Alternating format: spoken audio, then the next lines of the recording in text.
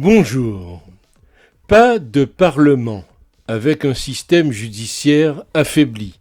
des accusations de répression politique et des décrets présidentiels remis en question, Haïti est maintenant dans une crise profonde où règne l'incertitude et l'instabilité. Au cours des 2 derniers jours, la nation a connu une tentative de coup d'État et d'assassinat.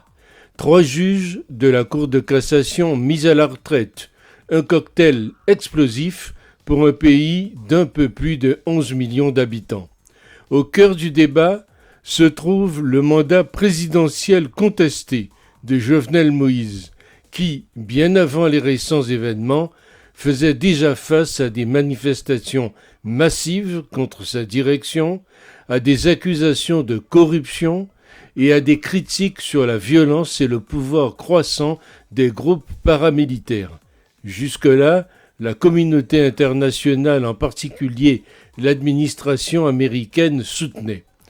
L'opposition politique plurielle, les organisations de la société civile, la Fédération des avocats, religieux et même le pouvoir judiciaire ont dit dimanche la fin de la gestion de Moïse, date symbolique de l'anniversaire de la chute de la dictature. D'un autre côté, le clan Moïse n'est pas d'accord. Ses forces font valoir que l'article 134.2 de la Constitution actuelle, qui prévoit la réduction de la période présidentielle de problèmes de dépouillement des voix, s'applique et considère que les élections répétées en 2016 sont une continuation de celles annulées l'année précédente par des allégations de fraude. La lecture du gouvernement est donc diamétralement opposée, notant que le représentant a juré en 2017 pour une période de 5 ans, une thèse partagée par d'autres organismes tels que les Nations Unies et l'Organisation des États américains.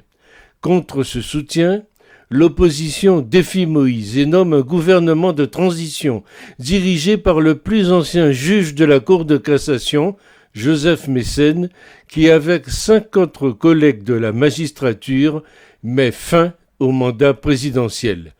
En réponse, le gouvernement a retiré par décret 3 juges, dont Mécène, qu'il a qualifié d'autoproclamés et usurpé ses fonctions, ce qui constitue une grave violation de la Constitution et des lois, ont-ils assuré.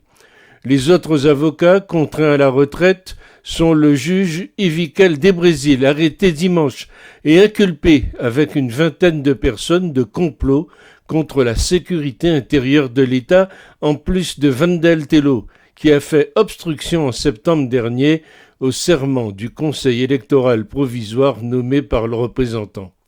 Bien que les autorités aient justifié que ce n'est pas la première fois que l'exécutif congédie des juges sans terminer son mandat, considéré comme immuable par les lois existantes, les organisations de la société civile ont mis en garde contre l'affaiblissement du système judiciaire à un moment où le Parlement est dysfonctionnel, de sorte que le gouvernement est déséquilibré. Alors que les cordes du pouvoir politique se resserrent, les manifestations antigouvernementales persistent dans les rues qui, bien que moins nombreuses que ces dernières années, se sont radicalisées et reçoivent une réponse policière imposante.